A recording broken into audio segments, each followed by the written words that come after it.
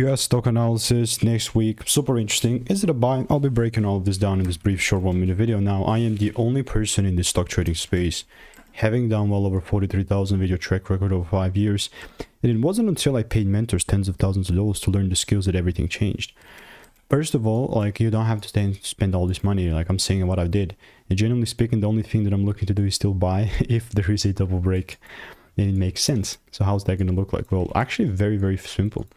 Here's my demand zone, and with QS, if I pop up here, you will see that I do have a bunch of freaking receipts with like 12 results. So unless like next week I see some proper pull down and a second break, then there's just no way that I'm going to look to take things further up. You know, that's what it means when you stick to the edge, because like I'm not going to sit here and just trying to randomly, you know, take no trades here. No randomness or forcing, just edge. If you want to get free market picks and insights and emails for free to make more, click the first link in the description. It's free.